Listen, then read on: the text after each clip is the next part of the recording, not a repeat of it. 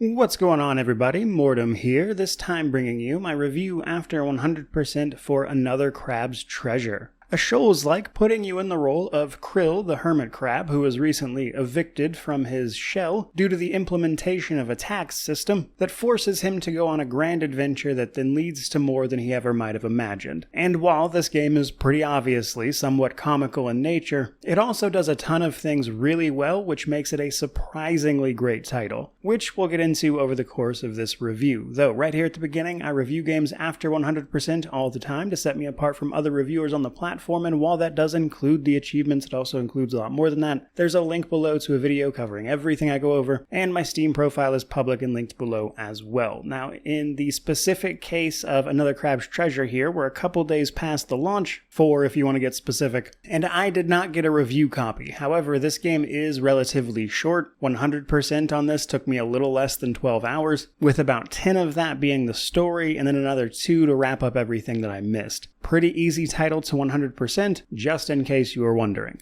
But with that out of the way, let's talk about what this game has to offer. Now, as I've already mentioned, this is a Souls-like, a Shells-like, a Shoals-like, any number of other wonderful puns. And while it would be easy to write a game like this off as a simple parody, the catch is that for all its difficulty options and ease of access for people who aren't necessarily into the genre, the catch is that there's kind of a really great game underneath all of that. Quite a few different ways to approach combat, which is a little bit limited by its length to be sure, but there's still a lot of different ways you can approach things, ways to build krill, exploration to get underway, and in some ways I would say this game reminds me a bit of an older style platformer, as we're going to be doing a fair bit of moving around the environment, solving jump puzzles, and things of that nature. And surprisingly enough, I think this game just about nails everything it's trying to do, but it does have a couple of problems, which brings me to the technical state of this game. While I do really enjoy this game for what it is, I would be remiss not to mention that as of right now, the game is a fair bit buggy. I personally didn't run into too much outside of a few things, mostly issues with movement in particular, where I would just get locked up and not be able to move anymore, at which point I'd have to go to the menu to reset my character to send me back to the last checkpoint I was at, which would usually fix the problem. And every once in a while, buttons would become unresponsive, and that's the stuff I've noticed, but I've also seen a lot of reports of people getting soft-locked here and there, though the dev has been patching that stuff pretty quickly. So while personally I didn't encounter that many bugs, other people seem to be having a much more rough time with it, and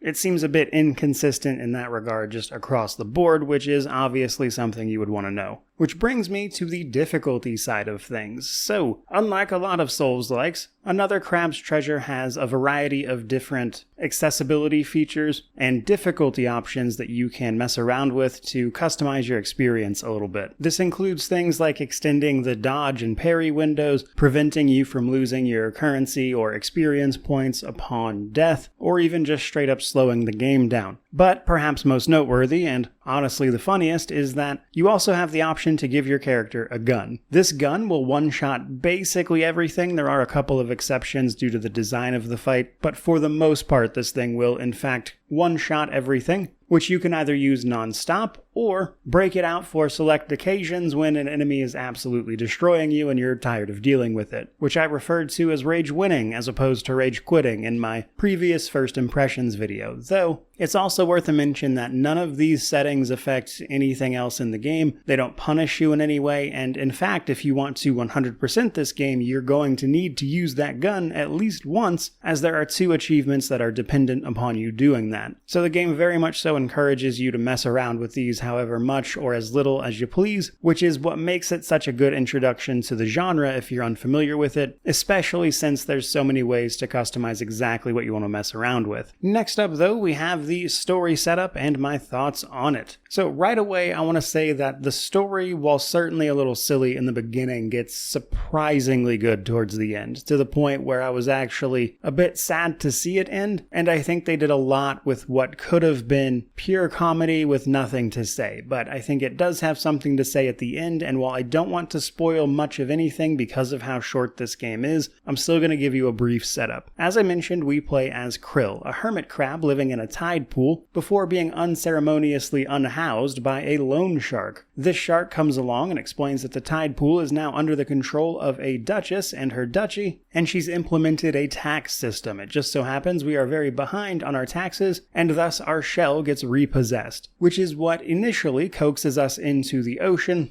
to begin our journey, despite wanting to simply stay in our tide pool and do our own thing. This obviously evolves into a much grander tale, with us having to jump through hoops to get our shell back, and then in the last few hours of the game, I would say things take a surprisingly deep turn, and I'm not just talking about the depth of the ocean. All in all though, I went into this game expecting a laugh, and I left with a lot more than that. The story for this is actually quite good, and I'd highly encourage you to check it out for yourself, and I don't want to say more again simply because of how short it winds up being, as the story only took me about 10 hours. That does, however, bring us to our progression system. So progression-wise, this game has a fair bit going on. In some ways, pretty standard Souls-like, but there are a few unique things as well. Now, the standard stuff is that as we kill things, we'll be picking up microplastics, which serves as our currency and experience in this particular title, and we're going to spend this either at shops buying various things we need, or at our checkpoints, moon snails, to level our character up. As we level up, it takes more and more microplastics to make this happen,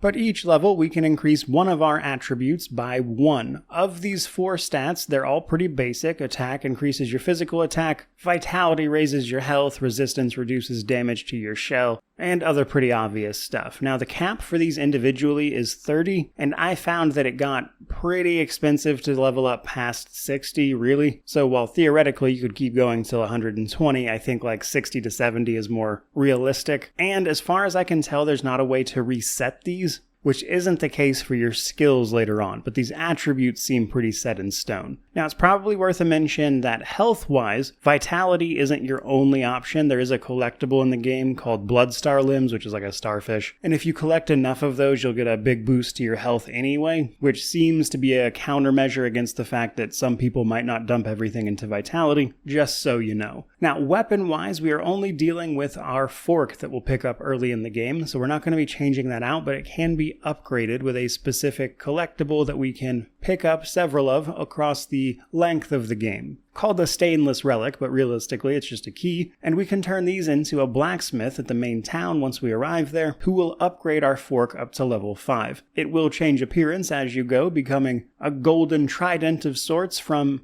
what looks to be basically a plastic fork in the beginning, and it deals extra damage, of course, as you go. Then we have our spells and adaptations. So a little ways into the game, we will meet a moon snail. The moon snail here is going to unlock our ability to cast various shell spells. Each shell our character is capable of wearing, which we'll get into, has a spell associated with it. You can use your spell charges to use these spells to, of course, deal damage or whatever other effect they might have. Some of these cost more than 1 charge, up to about 3 usually, and those are spent until you hit things in combat, which will recharge them. So combat is usually a mix of melee and then utilizing these charges or spells. So while a lot of these spells are tied to your individual shells that you'll pick up, later on, as you start defeating bosses and the like, you'll start learning adaptations. Adaptations are abilities that you can use regardless of the shell you have, but they also use up your spell charges. These are very good. Some of them are used for environment traversal a little later on, like Electrocute or Mantis Punch, and other ones just deal a lot of damage in a wide area, for instance, or something to that effect. You can actually upgrade your adaptations specifically after you beat one of the optional bosses of the game, and he can make them a little bit stronger at the cost of special purple crystals. Now, these purple crystals are actually what you're also going to be spending to increase your skills. The moon snail that I mentioned earlier will also be where you go to learn extra skills. There are 3 little skill trees for you, and you can turn in purple crystals that you'll gain from the environment or from defeating certain enemies here to unlock certain extra abilities. This is where you'll do things like learn how to handle the basics, like simply parrying, or more complicated stuff like a free shell recharge if yours happens to break, and some specialty attacks as well. Definitely not something to be ignored, as a lot of them can be pretty useful. Then we have stowaways. Another option for us is that we can attach passive stowaways to our character here, which provide obviously passive benefits. These can be everything like simple stat boosts to things like health drain on our attacks, that is to say life leeching from our enemies, or other more specialty stuff like making you immune or resistant to certain types of damage, etc. A little situational but very useful. We're a little bit limited in what we can use here as we have stowaway slots. We'll start with 3 but can eventually upgrade them to 9, and those upgrades will give you the capacity to use the more useful stowaways that cost more than 1 point to equip. And then last but not least, we have the shells themselves. So as we play the game, we'll be equipping and changing out all sorts of different shells, each with their own little ability, like I mentioned, that we can use to help us in combat, but each shell also has its own stats. These are set in stone, but typically affect both the life of the shell and the defense they provide you. These also form your ability to block. There's a wide variety of these. There's 69 across the entire game total, which as we all know is nice. And some are obviously better than others, and there is a fair bit of overlap in terms of the skills they provide. But once you've found or purchased a shell, if you go back to the main town and go to the store of Shellfish Desires, you can purchase shell insurance. Shell insurance, once bought for each shell that you've previously acquired, gives you the ability to simply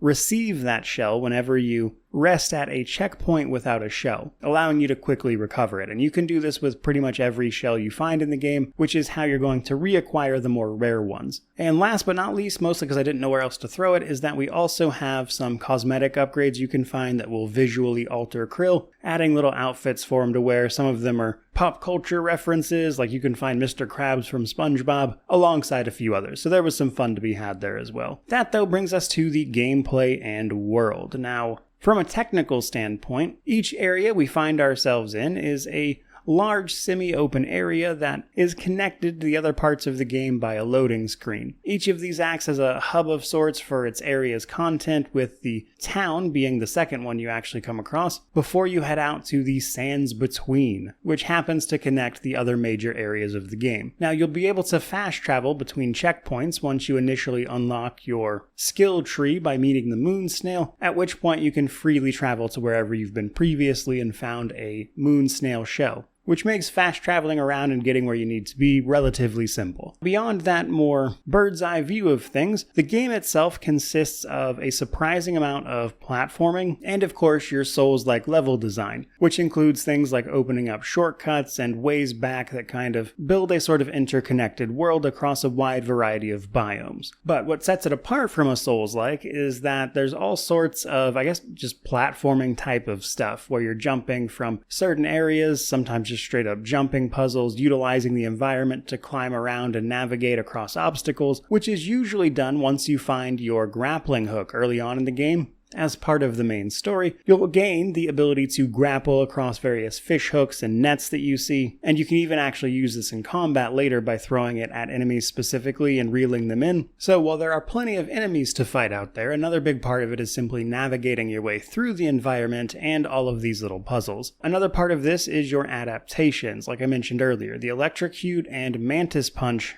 adaptations are going to allow you to get into extra places and unlock side paths. Mantis Punch allows you to break these big, shiny blocks you see everywhere, and then Electrocute will allow you to power up these little electric batteries, opening up new paths forward as well, which can provide a little bit of extra exploration if that's what you're looking for. Though it is nothing too over the top, mind you. Now, beyond just those simple things, another interesting thing to do really is simply look at all the different areas you'll be moving through and how they affect your character. Because from a world building perspective, the entire ocean here is utilizing microplastics as a currency. This is the result of all the trash floating around the ocean, and while never directly stated, it seems to be heavily implied that the above world is just kind of gone. So we're going to find things like oil spills, unchecked growth, diseased life, all that sort of stuff that you might expect, and we're going to have to fight those things off. But in particular, this seems to be causing a certain madness among the sea creatures we're running into that causes their eyes to glow purple and they just start attacking everything in sight. In particular though, coming into contact with a lot of this oil and nastiness gives you a status effect called Gunked. which slows you down, eats away your health, and just kind of generally makes you sick. And this is implied to be the same stuff happening to all of the other characters we run into. And an interesting plot point in terms of the world building of this game is seeing how the denizens of this underwater reef slowly realize what this trash has actually been doing to them. And the way they weave that both into the story and into the environmental design was honestly pretty impressive. Which brings me to the combat section of this particular title, a big portion of the Souls-like genre, and obviously this is no exception to that, but a couple of things to mention right away. Some of the weaker parts of this game have to do with the fact that the lock-on for combat can be a bit touchy. Sometimes it won't lock onto the thing directly in front of you, sometimes it just doesn't seem to work at all, and this can also be an issue with a camera. The camera doesn't always like to move or gets caught at weird angles where you can't really see anything, and that's going to affect combat quite a bit, though those, in my experience at least, tend to be two common complaints for the genre as a whole. But generally, combat comes down to pretty much what you would expect. We have a basic light attack that we can spam, though it's a little bit slower than I would have liked personally, and then we have a charge or a heavy attack that you can accomplish by holding the attack button down, which will do a bigger hit that takes longer to wind up. In addition to this, we have all of the shell abilities that I mentioned, provided you have the shell on, because the shell that you're using does have health associated with it, which is important because when you block, you retreat into your shell and the shell takes the hit, thus taking damage. Now, one of the abilities you can get, or skills, allows you to recover your recently lost health here, which is a mechanic we see in other Souls-likes. Basically, you tank the hit by blocking it and then use this ability to quickly attack the enemy in response to regain some of that lost health and keep you a bit on the aggressive side. But another thing you have to keep in mind is the weight of that shell, as a lot of them have a light, medium, or heavy weight associated with them, which affects your ability to dodge, as dodging is another viable damage mitigation tactic, but the exact iframes on that and how far you move comes down to the weight of your shell, though obviously this can be adjusted in the difficulty settings as well. Now, one thing I never quite got the hang of in this game, because it's a little bit awkward, was the parrying. One of the skills you can get allows you to parry, but you parry on the release of a block, which means you hide in your shell, and then when the enemy's about to hit you, you release the block, and if you time it right, you'll parry the enemy and potentially stagger them, which, because of it being at the end of a block instead of activating the block when you get hit, which is what I'm more used to reactively, I could never quite get the timing for that down personally. But our attacks are fish hook that we can use to reel in enemies, all of our skills, all of our shell abilities, all of our adaptations we can use, give you a surprisingly wide approach to combat where you can sort of focus in on what works for you or what is simply going to be most effective against which enemies you fight to find something you really like and enjoy. And while I don't think it would have been enough if this game was any longer, across the game's relatively short runtime, it really did feel like there was a nice variety to what was available here, at least for the content, which I think makes it strike a nice balance in that regard. Especially though, I found it fun to experiment with all of the different shells that you could find, as even if they share the same ability, what they usually don't have is the same amount of health or weight associated with them, which means there's a little something for everybody in that regard. And if you put in the time to solve an elaborate jump puzzle, you can even find a Easter egg helmet that just so happens to be incredibly good. Another couple things to note though is that our character can be hit with afflictions, but even without the assist options, I found these to be very weak. They didn't really do too much. You can have the gunk, which poisons you, and there's a couple others which cause status effects that honestly I'm not even sure what they actually did, but they definitely activated. That's how very unimpactful they were though. But the other big thing is that when you hit enemies enough, you can potentially knock them off balance, which is the bar below their health bar. And if this fills up, you can capsize the enemy with a heavy attack, which effectively staggers them and allows you to get a big charge attack in. More often than not, though, towards the back half of the game, I found myself doing so much damage with all of the different abilities and things at your disposal that more often than not, enemies were just dead before the capsation ever really got to a point where it was going to be useful to me. So I didn't make a ton of use of that personally just because everything was dying so quickly. Which brings me to a little bit about the bosses. Now, the boss fights for this game are, as you might imagine, visually quite the spectacle, mostly on the humorous side.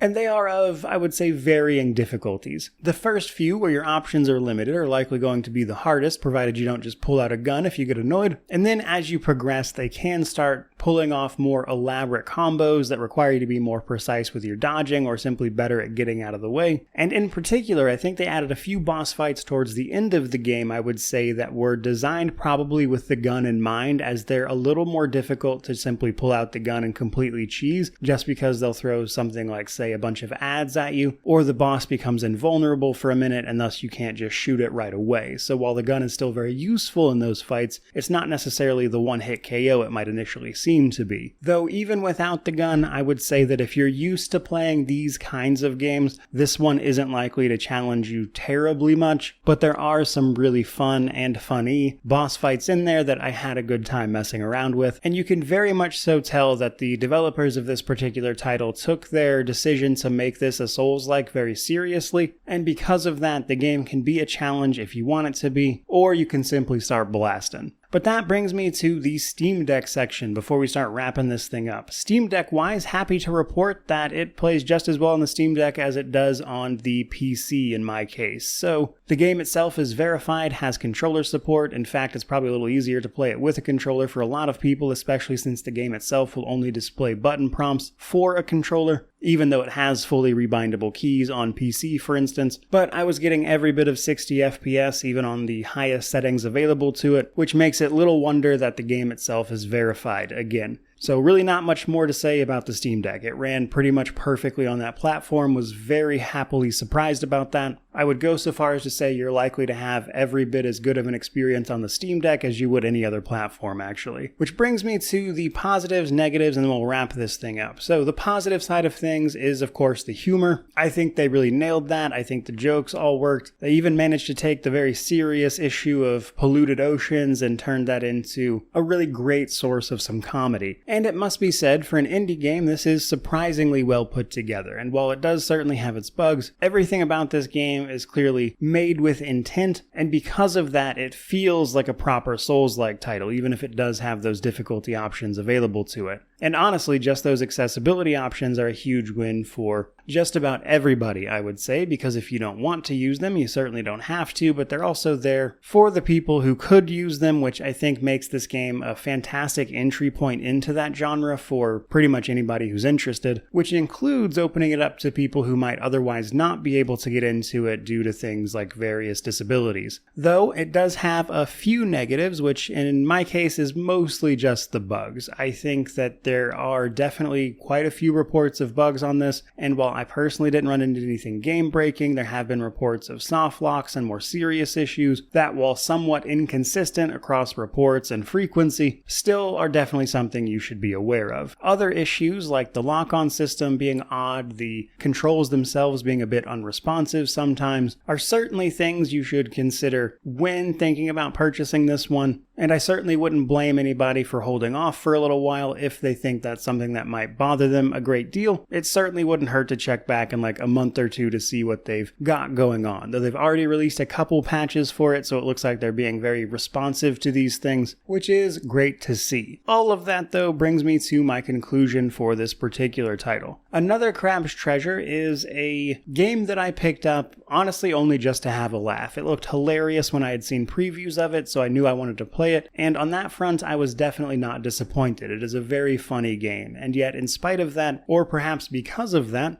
they didn't just fill the game with a lot of average mechanics that didn't really work or felt really janky. In fact, a lot of Another Crab's Treasure feels really well put together. The story was quite good, and I would say it's definitely a game that exceeded my expectations. So while I don't think this game is going to redefine gaming or anything, it was honestly a really great time for me, and considering the fact that it's only $30 US and whatever that amounts to regionally for people, I think you can have a great time for a reasonable price, especially considering that most people will probably take a little bit longer than I did, as I do this for a living. But the good news is, it's also on Xbox Game Pass, so if even $30 is a little too steep for you, that's actually another way you could get a hold of it and not have to spend much of anything. In either of those cases, though, I would very much so give this particular game a buy. as I had a blast with it. But that is pretty much going to do it for this particular review, so I certainly hope you enjoyed it, hope you found it informative. If you did, don't forget to like, comment, subscribe, all that YouTube jazz. But regardless of any of that, truly, just thank you so much for watching. I really do appreciate it. May you wander in wisdom and have an amazing day.